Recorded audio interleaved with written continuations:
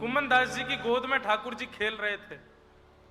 कुम्मनदास जी अपना तिलक लगा रहे, स्वरूप बना रहे, और आरसी लेके ठाकुर जी खड़े। अच्छा, आरसी नहीं थी, क्या था? कुम्मनदास जी के यहाँ तो आरसी थी नहीं। ठाकुर जी अपनी गले में पहनी हुई पद्मराग की मणि में कुम्मनदास जी को दिखा रहे हैं, बोले देख लो अपना रूप। कैसी सुंदर छवि। तू है सखी बड़ भाग बड़ी, नंदलाल तेरे घर आवत है। तू है सखी बड़ भाग बड़ी, गोपाल तेरे घर आवत है।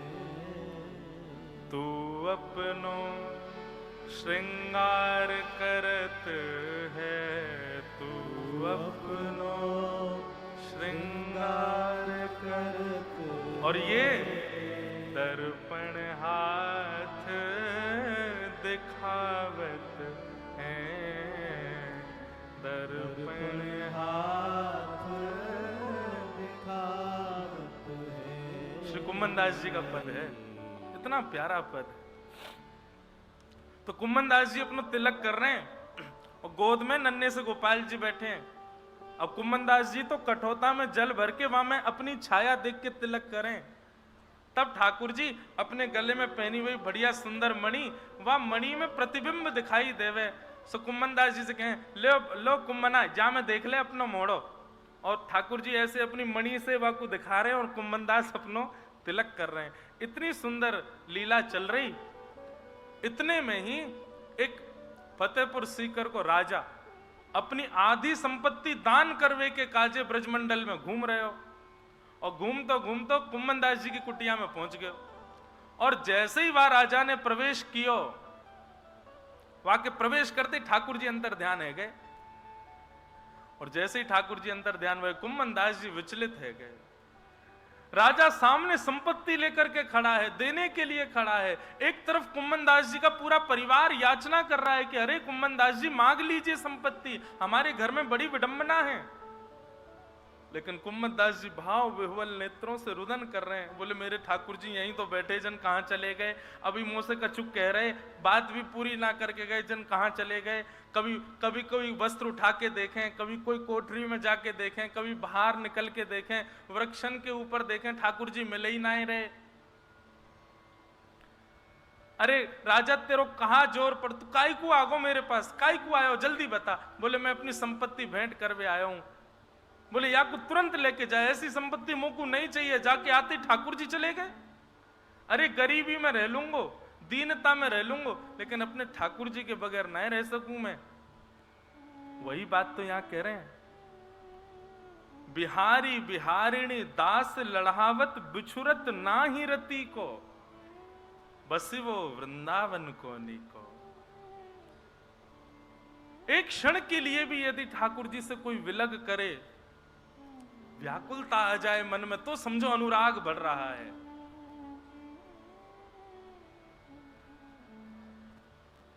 वृंदावन को नीको, बस वो वृंदावन को। बस एक सावधानी वृंदावन में रखनी है बंधुओं, कभी भी कोई वैष्णव की, कोई ब्रजवासी की, ब्रज की कोई भी संपत्ति की, ये ब्रजवासी सामान्य मानव नहीं है, ये संपत्ति है वृंदावन की। ये किशोरी जी की, ठाकुर जी की निज संपत्ति है। ये कैसे हो सही, ये कितनों कैसे हो बोल जाएं, कैसे हो चल जाएं, आपको इनमें दोष नहीं देखना है। बस इस अपराध से सदा बचे रहो, कभी कोई मत। और कई बार ऐसा होता आप दोष नहीं देख रहे, पर जिस सभा में आप बैठे हो वहां कई लोग निंदा स्तुति कर रहे हैं, तो क्या करें? अब सुनना तो पड़ेगा, बैठे हैं वहां पर, बैठे बैठे सुन लो, नेत्र नीचे बंद करके और नीचे नजर करके सुन लो। अब बोलेंगे तो फिर विवाद हो जाएगा, विवाद से भी बचना है।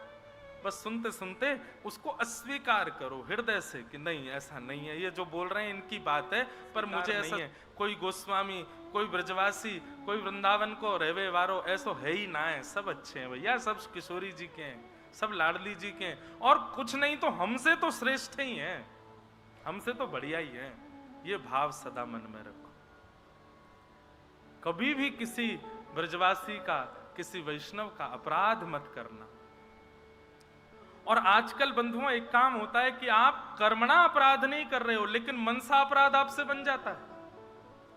आप क्रिया में कुछ गलत नहीं बोल रहे हो, क्रिया में कुछ गलत नहीं करो, लेकिन मन में कई बार आ जाता है। ये थोड़े से विचित्र हैं, ये मनसा अपराध हो गया। ये भी वृंदावन के रस को बढ़ाने में एक बाधा है।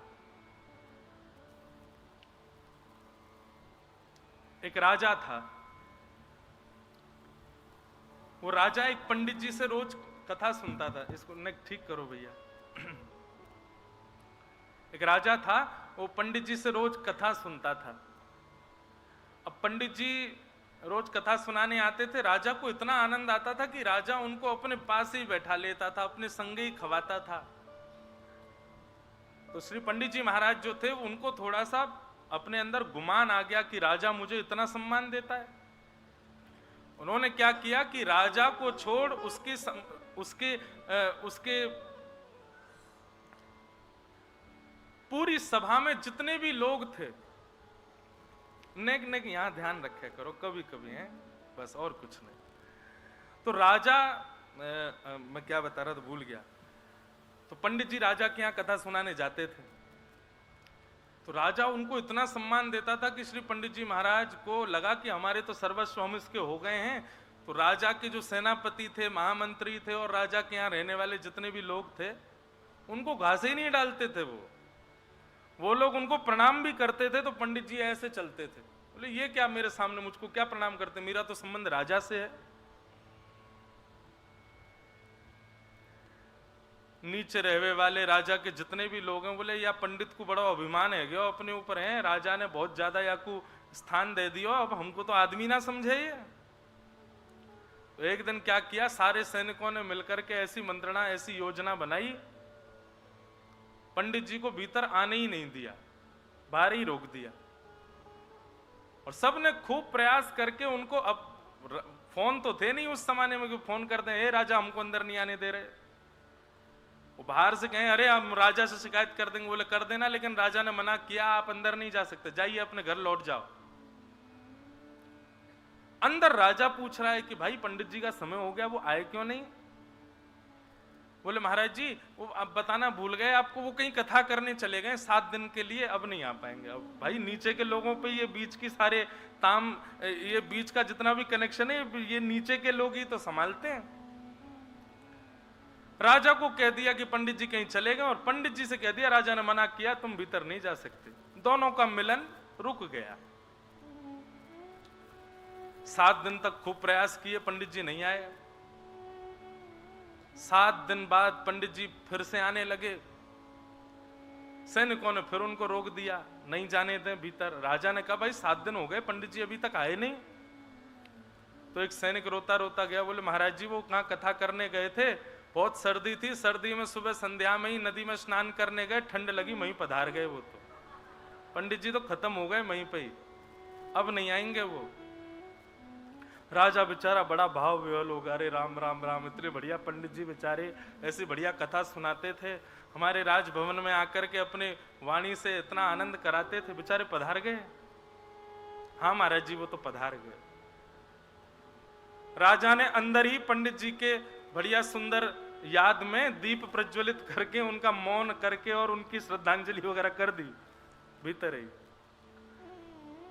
अब सैनिक खड़े हो गए बाहर जाके पंडित जी के पास, हाँ हमारी प्रणाम नहीं लेता था, है हमारे सामने ऐसे चलता था, देश निकाला कर दिया, वो नगर से ही निकाल दिया पंडित जी को बाहर, राजा को कहां पता चले भीतर।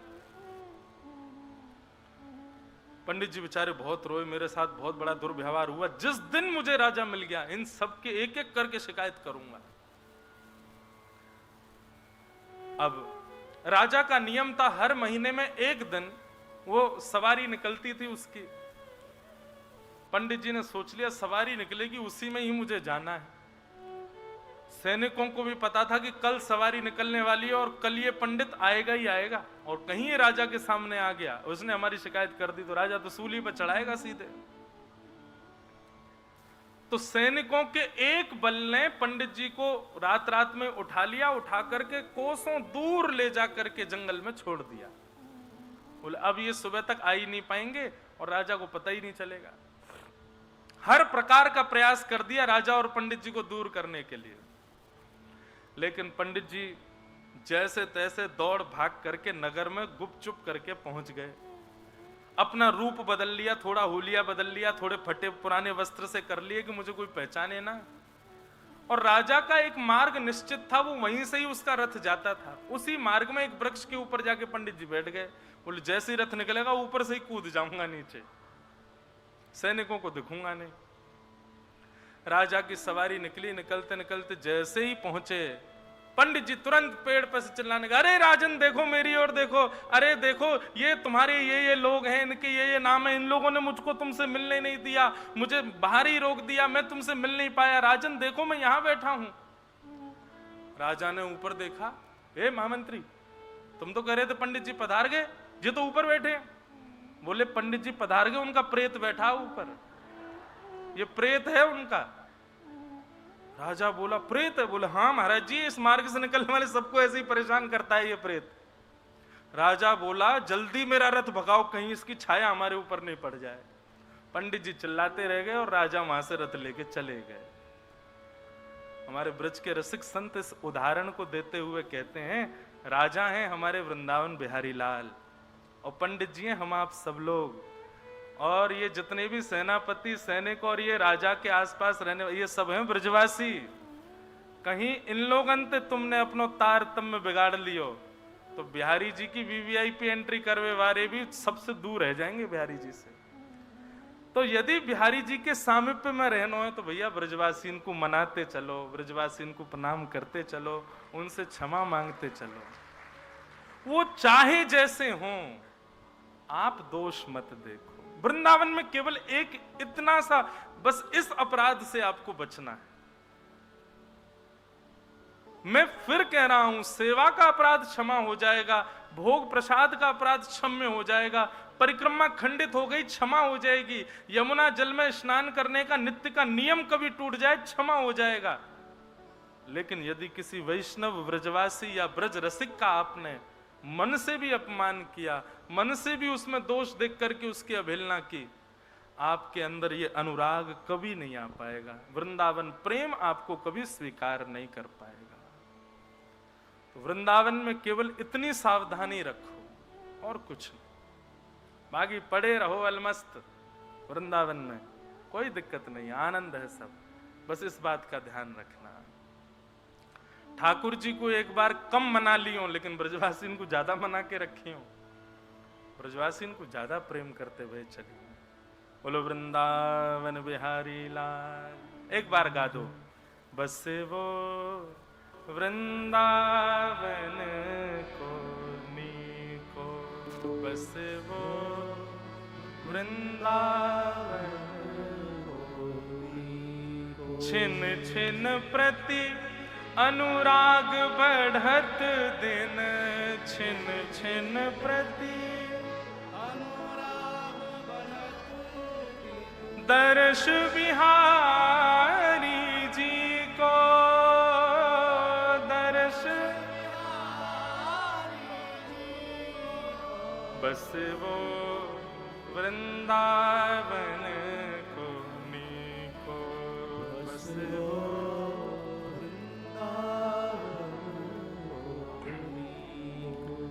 नैन श्रवण रसना रस अचवत, नैन श्रवण अंग संग प्यारी पी को, अंग संग प्यारी पी को।